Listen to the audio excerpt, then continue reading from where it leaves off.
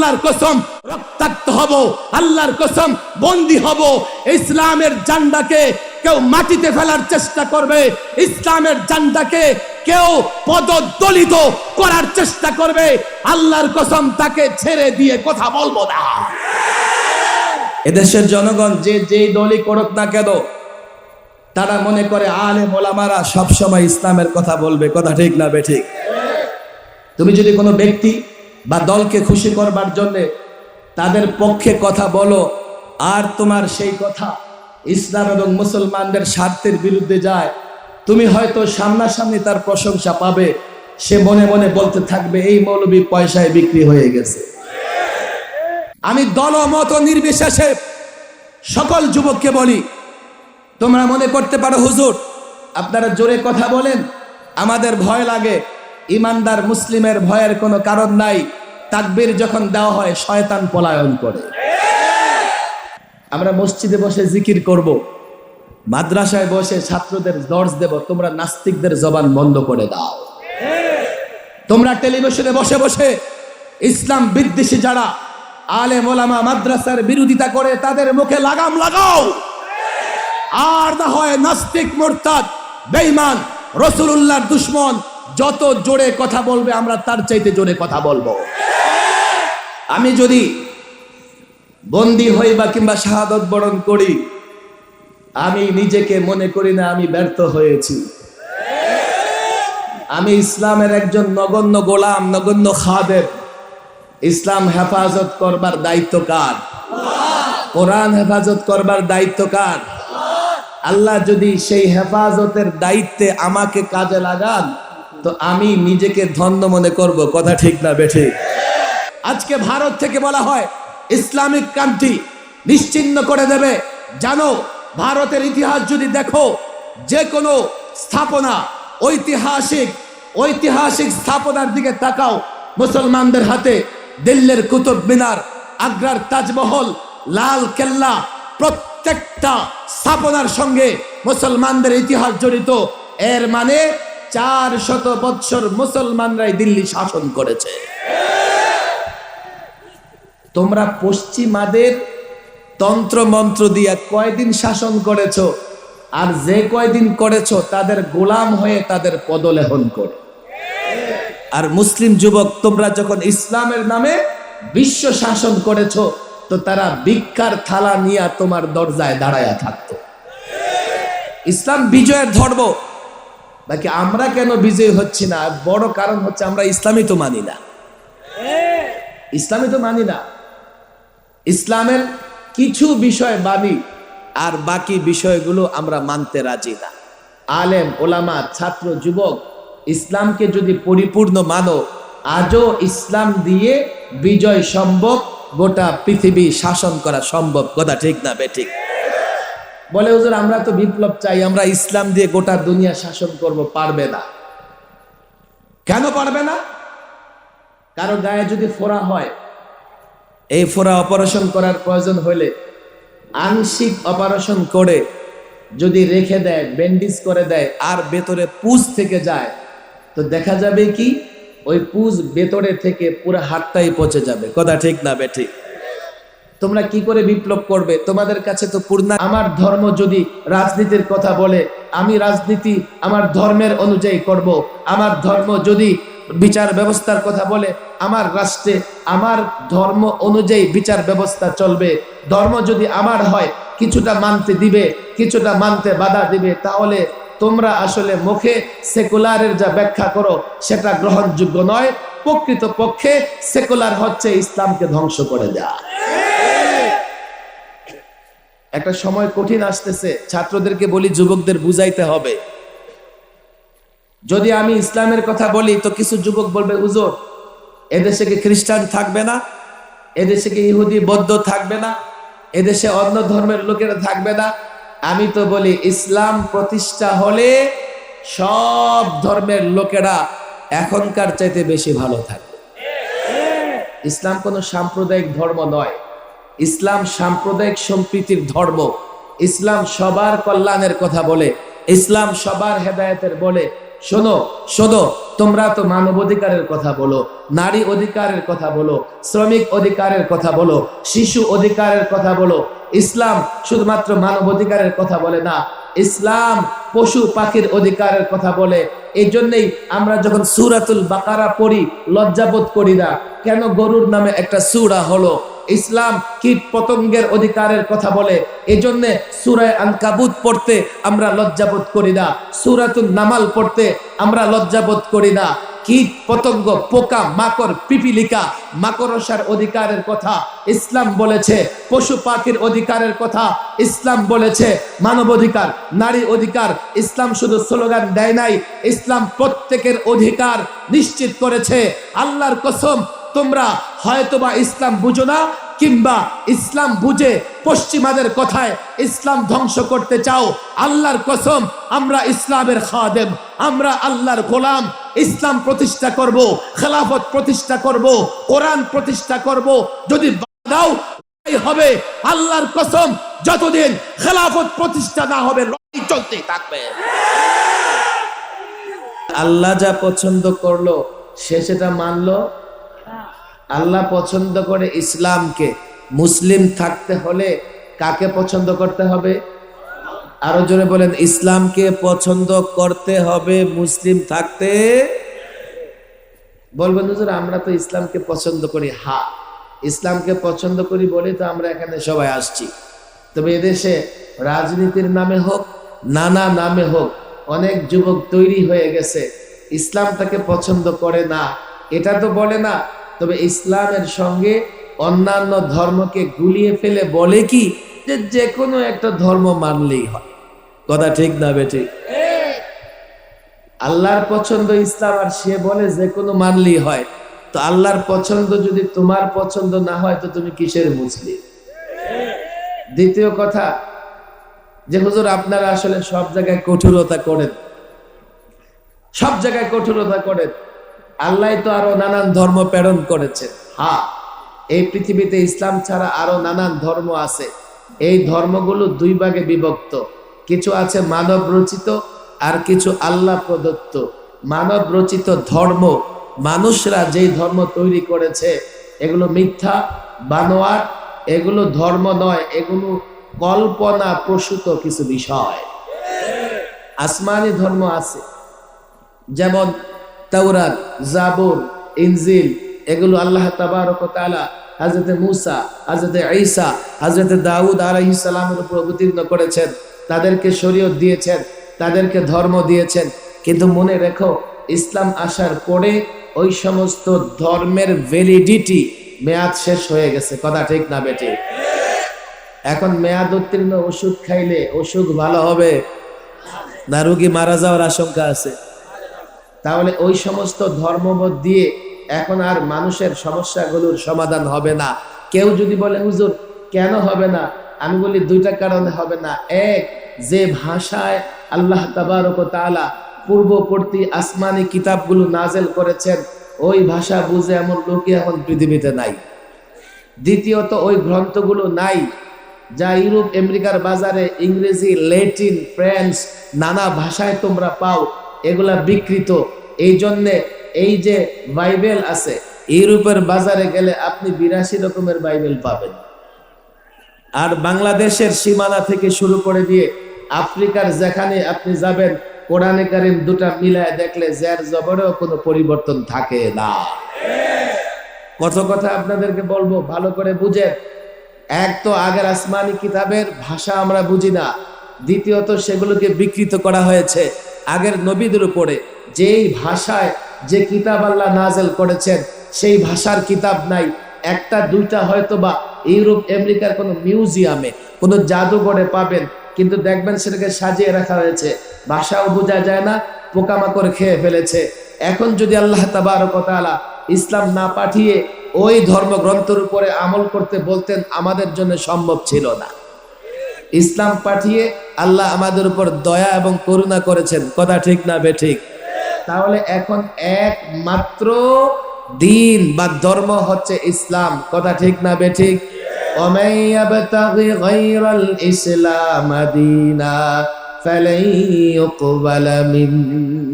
ধরো ইসলাম ছাড়া যদি অন্য কোন ধর্ম গ্রহণ করো সেটা আল্লাহ কবুল করবে না।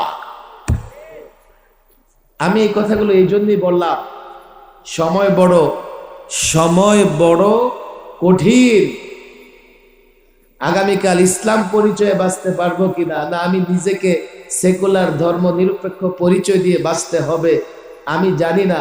যুবকরা বলবে হুজুর সেকুলার সমস্যা কি? তারা একটা সেকুলারের ব্যাখ্যা দাঁড় করায় যে আমার ধর্ম আমি পালন করব, আপনার ধর্ম আপনি পালন করবেন। ভাইরে, এটা যদি সেকুলারের ব্যাখ্যা হয় তো আমার তো কোনো সমস্যা নাই, কিন্তু সেকুলারের ব্যাখ্যা তো এটা না। সেকুলারের ব্যাখ্যা সেটা হচ্ছে ধর্ম তুমি ঘরে ঘরে রাখবা, মসজিদে রাখবা, বাহিরে আর ধর্ম থাকবে না।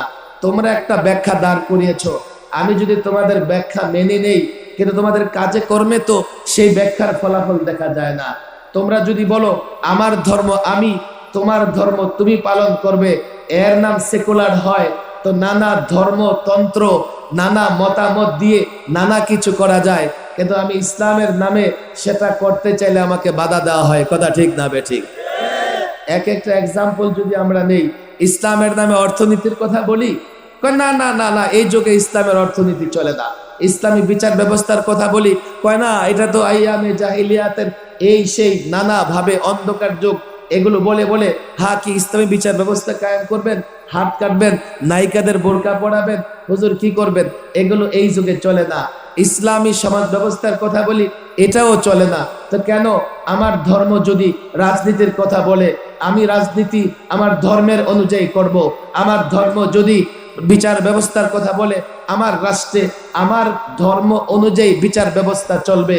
ধর্ম যদি আমার হয়, কিছুটা মানতে দিবে, কিছুটা মানতে বাধা দিবে। তাহলে তোমরা আসলে মুখে সেকুলারের যা ব্যাখ্যা করো সেটা গ্রহণযোগ্য নয়।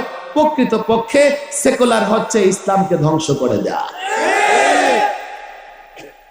একটা সময় কঠিন আসতেছে, ছাত্রদেরকে বলি যুবকদের বুঝাইতে হবে।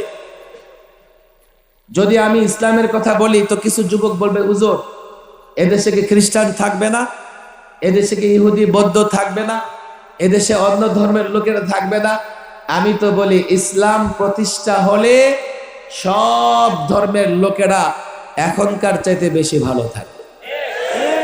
ইসলাম কোনো সাম্প্রদায়িক ধর্ম নয়, ইসলাম সাম্প্রদায়িক সম্প্রীতির ধর্ম। ইসলাম সবার কল্যাণের কথা বলে, ইসলাম সবার হেদায়েতের বলে। শোনো শোনো, তোমরা তো মানব অধিকারের কথা বলো, নারী অধিকারের কথা বলো, শ্রমিক অধিকারের কথা বলো, শিশু অধিকারের কথা বলো। ইসলাম শুধুমাত্র মানব অধিকারের কথা বলে না, ইসলাম পশু পাখির অধিকারের কথা বলে। এই জন্যই আমরা যখন সূরাতুল বাকারা পড়ি লজ্জাবোধ করি না। কেন? গরুর নামে একটা সূরা হলো। ইসলাম কীট পতঙ্গের অধিকারের কথা বলে, এজন্য সূরা আনকাবুত পড়তে আমরা লজ্জাবোধ করি না, সূরাতুন নামাল পড়তে আমরা লজ্জাবোধ করি না। কীট পতঙ্গ, পোকা মাকড়, পিপিলিকা, মাকড়সার অধিকারের কথা ইসলাম বলেছে, পশু পাখির অধিকারের কথা ইসলাম বলেছে, মানব অধিকার, নারী অধিকার। ইসলাম শুধু স্লোগান দেয় নাই, ইসলাম প্রত্যেকের অধিকার নিশ্চিত করেছে। আল্লাহর কসম, তোমরা হয়তোবা ইসলাম বুঝো না, কিংবা ইসলাম বুঝে পশ্চিমাদের কথায় ইসলাম ধ্বংস করতে চাও। আল্লাহর কসম, আমরা ইসলামের খাদেম, আমরা আল্লাহর গোলাম। ইসলাম প্রতিষ্ঠা করব, খেলাফত প্রতিষ্ঠা করব, কোরআন প্রতিষ্ঠা করব। যদি দাও হবে, আল্লাহর কসম, যতদিন খেলাফত প্রতিষ্ঠা না হবে লড়াই চলতেই থাকবে। অনেক কথা বলা দরকার। শোনো, আমি নানা সময় টেলিভিশনে নানা নাস্তিক মোরতাদের মোকাবেলায় টকশো করেছি। হঠাৎ আমাকে একদিন প্রশ্ন করে, হুজুর ইসলাম ইসলাম করেন, বুঝলাম আপনারা সবার অধিকার নিশ্চিত করবেন, তা আমরা যে মাঝে মধ্যে একটু বিনোদন করি, টেলিভিশন দেখি, নাটক দেখি, তা আপনারা কি করবেন? নায়িকা করে বোরকা পড়াই দিবেন? কারণ তখন তো বেপরদা থাকা যাবে না। কারণ টেলিভিশনে তো বেপরদা নারীরাই নাটক শুটিং ফুটিং করে, ওদেরকে বোরকা পরাই দিবেন, তা আমরা বিনোদন পাবো কোত্থেকে? এন্টারটেনমেন্ট আমাদের কোত্থেকে হবে? আমি বলি যে না, খবরদার, কোনোদিন আমরা নায়িকাদের বোরকা পরাবো না। কি করবেন? আমরা যুবকদেরকে ইসলামী তালিম এমন দিব, ওরা সিনেমা হলে যাওয়া ছেড়ে দেবে, নাটক সিনেমা দেখা ছেড়ে দেবে, পরে নায়িকারা দেখবে যে এখন আর আমাদের মার্কেট নাই, তো অভিনয় ছেড়ে দিয়ে গিয়ে গার্মেন্টসের চাকরি নিয়ে নিবে। আমরা কোথাও জবরদস্তি করব না, আমাদের দরকার কি? আমি এই প্রজন্মের ছাত্রদের বলবো, দেখো আমরা জাতির সামনে ইসলাম তুলে ধরতে পারি নাই। অনেক ছাত্র এখানে আছে, আমি জানি না তোমরা আমাকে মহব্বত করো কিনা। মহব্বত করো, যদি মহব্বতের পূর্ণতা হবে এই কথাগুলো নিয়ে ফিকির করো। আমি মানতে বলি না, ইসলাম সুন্দরের ধর্ম, ইসলাম সৌন্দর্যের ধর্ম, ইসলাম শান্তির ধর্ম, সাম্যের ধর্ম, ন্যায়ের ধর্ম, ইনসাফের ধর্ম। চূড়ান্তভাবে বলতে গেলে ইসলাম বিজয়ের ধর্ম। যারা ইসলাম মানবে তারা পরাজিত হবে না। আমি এগুলো তোমাদের বোঝানোর জন্য আমার লম্বা কিচ্ছা বলার দরকার নাই। যদি ইসলামের নামে লড়াই করতে গিয়া কেউ সাময়িক পরাজিত হয়, ঘাবড়ানোর কোনো কারণ নাই। চূড়ান্তভাবে ইসলামপন্থীরা এই বিজয়ী হবে। এক মোহাম্মদ আরবি, ইতিহাস কেন পড়ো না? মক্কায় দ্বীনের দাওয়াতি কাজ শুরু করেছে। 3 বছর মুখ খোলে এটা বলতে পারে না যে আমি মুসলিম, আমি ইসলামের দাওয়াত দেই। 3 বছর পরে আল্লাহ যখন নির্দেশ দিলেন, প্রকাশ্যে দ্বীনের দাওয়াতি কাজ শুরু করলেন। যখন প্রকাশ্যে দ্বীনের দাওয়াতি কাজ শুরু করলেন, ইতিহাস জানো, যুবকদেরকে শোনাও, এমন কোন টর্চার, নির্যাতন নাই যা রাসূলুল্লাহর উপর করা হয় নাই। আল্লাহর নবী বাইতুল্লাহর সামনে নামাজে সেজদায় আছেন, তার মাথার উপরে ওটের নাড়ি বুড়ি চাপিয়ে দেওয়া হয়েছে, তার গলায় চাদর পেঁচিয়ে এমন জোরে টান দেওয়া হয়েছে জিব্বা বের হয়ে গেছে। আল্লাহর নবী মুহাম্মদ আরবি মক্কা থেকে হতাশ হয়ে তায়েফে গেলেন দ্বীনের দাওয়াত দেবেন। তোমরা ইতিহাস জানো, রক্তাক্ত হয়ে ফিরে এসেছেন। আল্লাহর নবী পাথরের আঘাতে জমিনে লুটিয়ে পড়েছে। ওই কাফের বেঈমানরা রাসূলুল্লাহর 2 হাত ধরে সোজা করে দাঁড় করিয়ে আবারও পাথর মেরেছে। সাহাবী আল্লাহর নবীর পা থেকে জুতা খোলার চেষ্টা করলেন, গোটা দেহ থেকে রক্ত পড়ে জুতা পায়ের সঙ্গে এইভাবে লেগে গেছে। সাহাবী যখন জুতা ধরে টান দিয়েছে, আল্লাহর নবী চিৎকার করে উঠেছেন, বলেন জুতা ধরে টান দিও না, মনে হয় কলিজা ছিঁড়ে যাবে। বেলাল হাবশি উত্তপ্ত মরুভূমির তপ্ত বালির উপরে প্রচন্ড রোদের মধ্যে বুকে পাথর চাপা দিয়ে রাখা হয়েছে। বেলাল হাবশির গলায় রশি লাগিয়ে দুষ্ট ছেলেদের হাতে রশি তুলে দেওয়া হয়েছে। বেলাল হাবশিকে ধরে টেনে টেনে মক্কার অলি গলি কাফের বেঈমান মুশরিক সন্ত্রাসী যুবকরা টেনে হেঁচে বেরিয়েছে। আর পাথর কণার আঘাতে রক্তাক্ত হয়েছে বেলাল হাবশির গোটা দেহ। সুমাইয়া লজ্জাস্থানে তীর মেরে শহীদ করে দেওয়া হয়েছে। খাব্বাব, খুবাইব, এক একটা ইতিহাস পড়ো, টর্চার চলেছে। কিন্তু দেখো, আল্লাহর নবী মক্কায় থাকতে পারে নাই, মদিনা হিজরত করেছে। আর মদিনায় যাবার পরে কাফের বাহিনী পরপর উহুদে আক্রমণ করেছে, খন্দকে আক্রমণ করেছে। খন্দকের যুদ্ধকে বলা হয় গজওয়ায়ে আহজাব, হিজবুন, আহজাবুন, অনেক দল মক্কার চতুর্পাশে, মদিনার চতুর্পাশে, মদিনার ভেতরে ইহুদি মুনাফিক সব জোট বেঁধে আজকে যেমন একজোট হয়ে মুসলমানদের উপর আক্রমণ করে মদিনা আক্রমণ করবার চেষ্টা করেছে। খন্দকের যুদ্ধ সংগঠিত হয়েছে, যুগে যুগে লড়াই হয়েছে। আল্লাহর কসম, এক মুহাম্মদ আরবির মিশন আজকে গোটা দুনিয়াতে প্রায় 200 কোটি মুসলমান। ইসলাম বিজয়ের ধর্ম। ব্যাপার হলো হুজুর, ইসলাম সব কিছুর ধর্ম, কিন্তু আমরা মাইর খাই কেন? আজকে পৃথিবীতে যেখানেই মুসলিম সেখানেই জুলুম অত্যাচার, কথা ঠিক না বেঠিক? ভালো করে বুঝো। 2, ইসলাম উভয় জগতের কল্যাণের কথা বলে। ইসলাম মানলে দুনিয়াতেও কল্যাণ হবে। বলেন, আজকাল যুবকরা মনে করে কি, ব্যবসায়ীরা মনে করে কি, মনে করে যে হুজুর ইসলাম মেনে চললে আমি ধনী হতে পারবো না। ইসলাম সম্পর্কে তার ধারণা ভুল। ইসলাম মেনে চললে দুনিয়াতেও ধনী হবে, আখিরাতেও ধনী হবে। বলে হুজুর কিছু মানুষ যে গরিব আছে, তে গরিব তো দুনিয়ার সব দেশেই আছে, আল্লাহ যাকে যতটুকু রিজিক দেয় ততটুকু পাবে। বলে তাহলে হুজুর ইসলাম মানলেও যদি ধনী হওয়া যায়, তা আপনারা দুঃখ কষ্ট সাহাবাদের না খেয়ে থাকার ইতিহাস বর্ণনা করেন কেন? এই জন্যই বর্ণনা করি, যদি এমন হয় ইসলামের উপরে চলতে গিয়া গরিব হয়ে যাই, ইসলামের উপরে চলতে গিয়া না খেয়ে থাকি, ইসলামের মর্যাদা ইসলামের সম্মান এমন, যত কষ্টই আসুক না কেন ইসলাম আমরা ছাড়তে পারবো না। কে বলেছে ইসলাম মানলে রাজত্ব করা যায় না?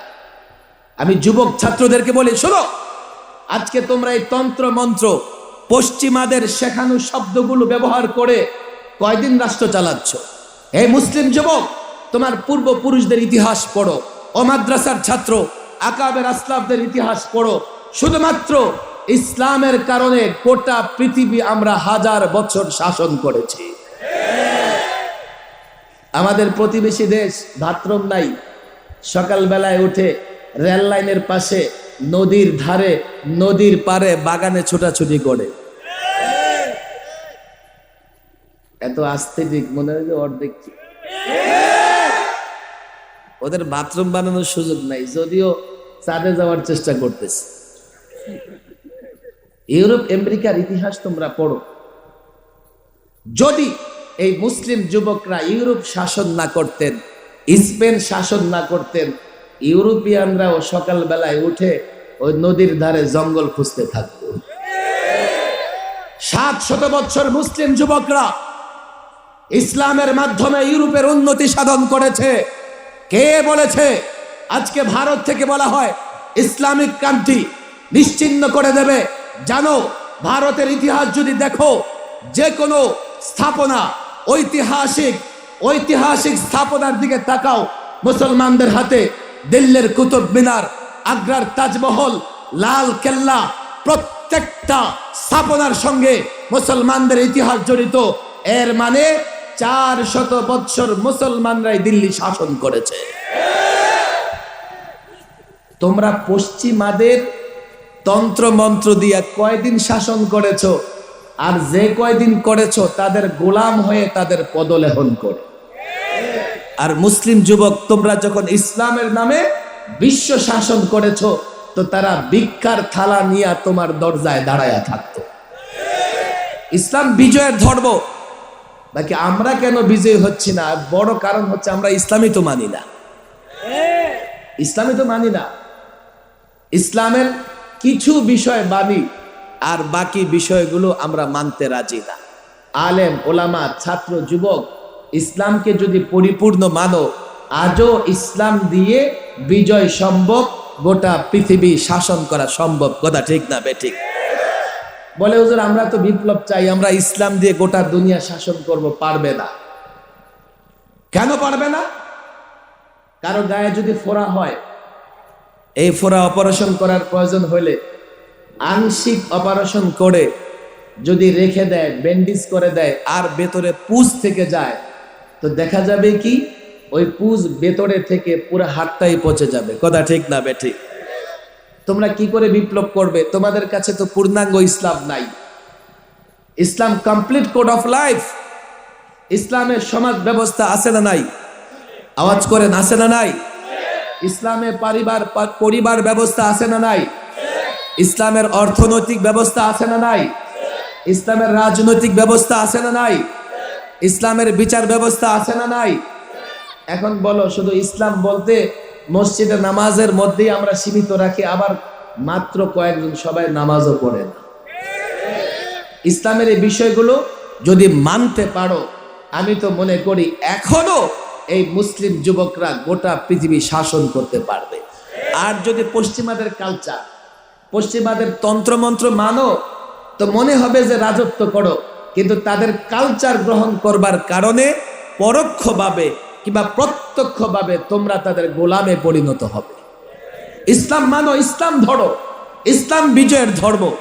দেখো, আমি তো প্রায় বলি মুক্তিকামীরা, স্বাধীনতাকামীরা ইমারতে ইসলামিয়া কায়েম করেছে, অথচ দেখো 20 বছর আগে যখন বোমা নিক্ষেপ আমেরিকা, তখন মনে হয়েছে সহ তামা হয়ে যাবে। 20 বছর লড়াই করবার পরে স্বাধীনতাকামীরা যখন চূড়ান্ত লড়াই অবতীর্ণ হয়েছে, গামছা লঙ্গি হাতে নিয়ে পালাবার সুযোগ পায় না। ইসলাম যদি থাকে বিজয় আসবে। ইসলাম বিজয়ের ধর্ম। আমি রাজনৈতিক দলের কর্মী তোমাদের বলবো, রাজত্ব চাও, ইজ্জতের সঙ্গে চাও, ইসলাম ধরো, ইসলাম মানো। আল্লাহর কসম, তুমি মুসলিম, তুমি আমার ভাই, তুমি কোরআনকে বিশ্বাস করো, তুমি আমার ভাই, তুমি রসুলকে মহব্বত করো, তুমি আমার ভাই, তোমার সঙ্গে আমার বিরোধের কোনো জায়গা নাই। রাজত্ব করতে চাও, রাজত্ব করো। দেশ চালাতে চাও, দেশ চালাও। আল্লাহর কসম, এক জায়গায় আমি কোনো আপোষ করতে পারবো না, এক জায়গায় আমি বিক্রি করতে পারবো না। হ্যাঁ, লেবাসদারি কেউ হয়তোবা ডিম বিরিয়ানি খেয়ে বিক্রি হয়ে যাবে, কেউ হয়তোবা সামান্য টাকার কারণে বিক্রি হয়ে যাবে। আল্লাহর কসম, উলামায়ে দেওবন্দ মাদারেসে কওমিয়ার এক একজন ছাত্র আল্লাহর নবীর সৈনিক। এ যুগে ইসলামের ঝান্ডা তারা তুলে ধরেছেন। বিক্রি হবে না। ইসলাম যদি মানো, ইসলাম যদি গ্রহণ করো, লড়াই হবে না। ইসলামের প্রতিপক্ষ হলে আল্লাহর কসম হবে। এই লড়াইয়ের মাধ্যমে দেশ এতটা উত্তপ্ত হবে, কাফের, বেঈমান, নাস্তিক, মুনাফিক বাংলাদেশে পা রাখতে পারবে না। আমি যদি বন্দী হই বা কিংবা শাহাদত বরণ করি, আমি নিজেকে মনে করি না আমি ব্যর্থ হয়েছি। আমি ইসলামের একজন নগণ্য গোলাম, নগণ্য খাদেম। ইসলাম হেফাজত করবার দায়িত্ব কার? কোরআন হেফাজত করবার দায়িত্ব কার? আল্লাহ যদি সেই হেফাজতের দায়িত্বে আমাকে কাজে লাগান, তো আমি নিজেকে ধন্য মনে করব। কথা ঠিক না বেঠিক? তোমরা মনে করো না আমাকে, একজনকে, 10 জনকে বন্দী করলে কিংবা তাদেরকে শেষ করে দিলে ইসলামের মিশন শেষ হয়ে যাবে। আল্লাহর কসম, ইসলাম তো এমন এক মিশন, যুগে যুগে হাজারো হাজারো সাহাবায়ে কেরাম, তাবেঈ, তাবে তাবেঈ, আইম্মায়ে মুজতাহিদিন, মুহাদ্দিসিন, মুফাসসিরিন ইসলামের জন্য ত্যাগ এবং কুরবানি দিয়েছে। জানো, এই ভারত যখন ব্রিটিশরা ভারতকে গোলামের জিঞ্জিরে আবদ্ধ করে রেখেছিল, 20,000 আলেম শহীদ হয়েছে, রক্ত দিয়েছে। দিল্লি জামে মসজিদের বারান্দায় ফাঁসির কাষ্ঠ স্থাপন করা হয়েছিল। প্রত্যেক দিন এক একজন আলেমকে ফাঁসি দেওয়া হতো। দিল্লির খায়বর থেকে, দিল্লির চাঁদনি চক থেকে খায়বর পর্যন্ত রাস্তার 2 ধারে এমন কোন বৃক্ষ ছিল না যেখানে আলেমের লাশ ঝুলে দিয়ে যাব। আল্লাহর কসম, রক্তাক্ত হব, আল্লাহর কসম, বন্দী হব। ইসলামের ঝান্ডাকে কেউ মাটিতে ফেলার চেষ্টা করবে, ইসলামের ঝান্ডাকে কেউ পদদলিত করার চেষ্টা করবে, আল্লাহর কসম তাকে ছেড়ে দিয়ে কথা বলবো না। আখেরি নিবেদন হচ্ছে, আকাবের আসলাফরা যেভাবে ইসলামের ঝান্ডাকে সমুন্নত রেখেছেন, যে কোনো বিনিময়ে ইসলামের ঝান্ডাকে সমুন্নত রাখতে হবে। যদি না পারো, চুপ করে ঘরের কোনায় বসে থাকবে, বাতিলের সঙ্গে আপোষ করা যাবে না। এই দায়িত্ব তোমাদেরকে জনগণ দেয় নাই। এদেশের জনগণ যেই দলই করুক না কেন, তারা মনে করে আলেম ওলামারা সবসময় ইসলামের কথা বলবে। কথা ঠিক না বেঠিক? তুমি যদি কোনো ব্যক্তি বা দলকে খুশি করবার জন্য তাদের পক্ষে কথা বলো, আর তোমার সেই কথা ইসলাম এবং মুসলমানদের স্বার্থের বিরুদ্ধে যায়, তুমি হয়তো সামনাসামনি তার প্রশংসা পাবে, সে মনে মনে বলতে থাকবে এই মৌলবী পয়সায় বিক্রি হয়ে গেছে। তাছাড়া অন্ধ দলান্ধ ব্যক্তির সংখ্যা কম। এদেশের যুবক, ব্যবসায়ী, চাকরিজীবী, যারা আলেমকে আলেম দেখতে চায়, যারা আলেমের মুখে কোরআন হাদিসের কথা শুনতে চায়, যারা মনে করে আলেম কখনো বিক্রি হবে না, যারা মনে করে আমি ব্যবসায়ী কাজে ব্যস্ত থাকি, আমি চাকরি করি, আলেম আমার ইমানের পাহারাদারি করে, আলেম আমার আমলের পাহারাদারি করে, তুমি যদি সাধারণ জনগণের বিশ্বাসের জায়গাটা নষ্ট করো, সাধারণ মানুষের কাছে জবাব দিতে পারবে না, আল্লাহর কাছেও জবাব দিতে পারবে না। সুতরাং সাবধান, বেচা কেনার মৌসুম শুরু হলেই নিজেকে কুরবানির গরুর মতো হাতে উঠাবার চেষ্টা করবে না। হবে, অতীতেও হয়েছে। এগুলো ইমতিহান, পরীক্ষা আল্লাহর পক্ষ থেকে। আল্লাহর পক্ষ থেকে হলো পরীক্ষা। আর পরীক্ষা যখন দীর্ঘ হয় তো আমরা দেখব কয়দিন পর পরই এক দলের মুনাফিকি মুখোশ উন্মোচন হয়ে যাচ্ছে। এটা হবে, কিন্তু এরপরে যারা টিকে থাকবে আল্লাহ তাদের দ্বারা দ্বীনের খেদমত দেবেন। কথা ঠিক না বেঠিক? আমি যুবকদের বলবো, আমি যুবক, তোমার দলীয় পরিচয় জানতে চাই না। আমি তোমার এই কথা বলো না, শোনো, আমি যুবকদের হাতে পায়ে ধরে বলে যাই, তোমার দলীয় পরিচয় জানতে চাই না। আমি চাই আমি যদি ইসলামের পক্ষে কথা বলি তোমরা আমাদের সঙ্গে থাকবে তো ইনশাআল্লাহ। আমি ভোট চাই না, আমি এমপি মন্ত্রিত্ব চাই না। আমি চাই বাংলাদেশে যেন মানুষ স্বাচ্ছন্দ্যে নিরাপদে বাধাহীনভাবে ইসলাম মেনে চলতে পারে। কথা ঠিক না বেঠিক? আমি এটা চাই না, আমি এটা চাই না এদেশ থেকে অমুককে বিতরণ করো, অমুককে দেশ থেকে বাধ্য করো। আমি এটাই চাই এদেশ সবার জন্য একটা নিরাপদ দেশ হবে। কথা ঠিক না বেঠিক? ইসলাম সাম্প্রদায়িক সম্প্রীতির দেশ। আজীব কিছু কথা আজকাল আমি টেলিভিশনে শুনি। ৭১ করেছে মুরগি চুরি, এখন হয়ে গেছে মুক্তিযোদ্ধা। এমন একজন আছে না নাই? অতে অজগর, এটা তার ভালো লাগে। অতে অজু করি, এটা কেন হলো তার আপত্তি। একবার পাঠ্যপুস্তক সাথে নিয়ে এসে বলতেছে আগে ছিল অতে অজগর আর এখন হয়ে গেছে সরে অতে অজু করি, নামাজ পড়ি। এটা মৌলবাদী হয়ে গেছে। আমি দলমত নির্বিশেষে সকল যুবককে বলি, তোমরা মনে করতে পারো হুজুর আপনারা জোরে কথা বলেন, আমাদের ভয় লাগে। ইমানদার মুসলিমের ভয়ের কোনো কারণ নাই। তাকবীর যখন দেওয়া হয় শয়তান পলায়ন করে। তোমাদের সঙ্গে আমাদের বিরোধ নাই। আমরা কি বলতে চাই সেটা বুঝো। আমাদের বলবার জায়গাটা হচ্ছে আমরা জোরে কেন বলি? আমরা জোরে কথা এই জন্যই বলি যাতে হকের আওয়াজ নাস্তিক মুরতাদের আওয়াজের চাইতে জোরে হয়। আমরা মসজিদে বসে জিকির করব, মাদ্রাসায় বসে ছাত্রদের দর্শ দেব, তোমরা নাস্তিকদের জবান বন্ধ করে দাও। তোমরা টেলিভিশনে বসে বসে ইসলাম বিদ্বেষী যারা আলেম ওলামা মাদ্রাসার বিরোধিতা করে তাদের মুখে লাগাম লাগাও। আর না হয় নাস্তিক মুরতাদ বেঈমান রাসূলুল্লাহর দুশমন যত জোরে কথা বলবে আমরা তার চাইতে জোরে কথা বলবো। তাদের মুখে লাগাম লাগাও না। দেশটা মুসলমানের, দেশটা ইসলামের, ইসলামের কারণে দেশটা পেয়েছি। হাকিমুল উম্মাহ আশরাফ আলী থানভী রাহিমাহুল্লাহ, আমি ঘটনা বলবো না, ঘটনা বলার সময় আমার হাতে নাই। এই যে দাড়ি ছাড়া যুবক মাহফিলে আসছে, আপনারা মনে করবেন তার দাড়ি নাই মাহফিলে আসছে। আরে মানুষ দুই ধরনের, এক ধরনের চেহারায় দাঁড়িয়ে আছে কিন্তু অন্তরে দাড়ি নাই, আরেক ধরনের চেহারায় দাড়ি নাই কিন্তু তার অন্তরে দাঁড়িয়ে আছে। একবার এক হিন্দু শাসক চলে আসছে ভারতের এক প্রদেশে, এসে আইন জারি করেছে সেনাবাহিনীতে দাড়ি রাখা যাবে না। দাড়িওয়ালা কয়েকজন গিয়া যার দাড়ি নাই এমন সৈনিক তারে বলতেছে এ তোর তো ভালো হয়েছে। কেন? তুই এমনি দাড়ি রাখস না, আইনও হয়ে গেছে দাড়ি না রাখার, তোর তো কোনো সমস্যা নাই। আইন হয়েছে, দাড়িওয়ালারা গিয়ে দাড়ি কামিয়ে ফেলেছে। যার দাড়ি নাই সে বলে রাসূলুল্লাহর সুন্নাহ, এটাকে নিষেধ কেন করবে? কেন নিষেধ করবে?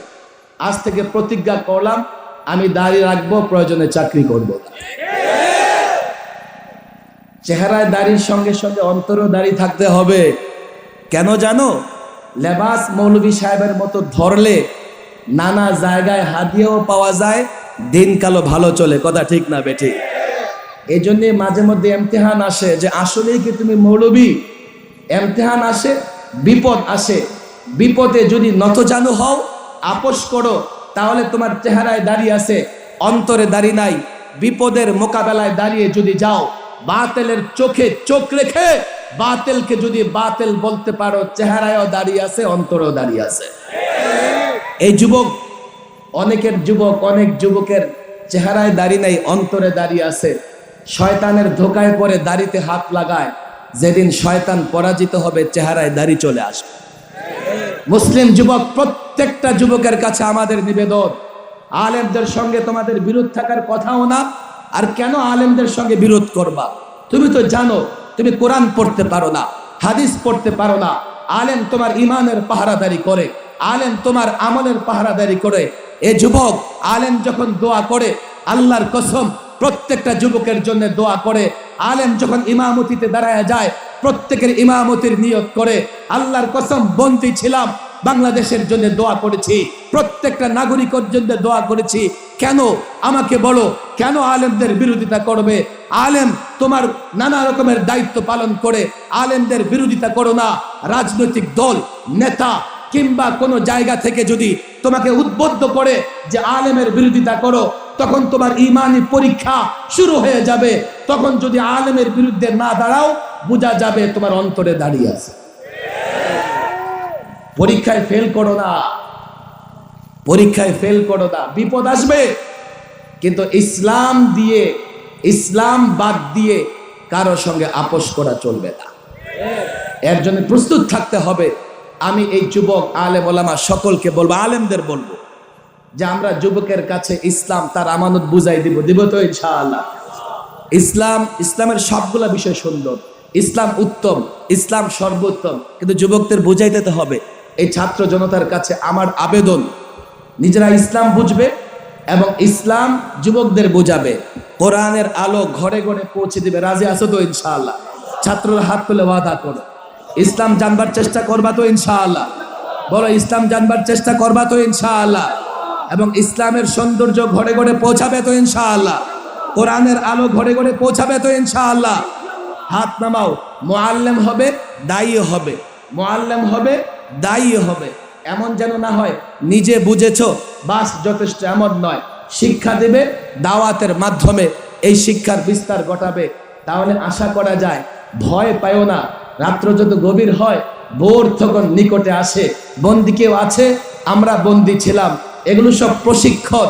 জেলখানায় আলেমরা বন্দি থেকে প্রশিক্ষণ নিয়েছে, সবরের প্রশিক্ষণ, সহনশীলতার প্রশিক্ষণ, তাকওয়ার প্রশিক্ষণ।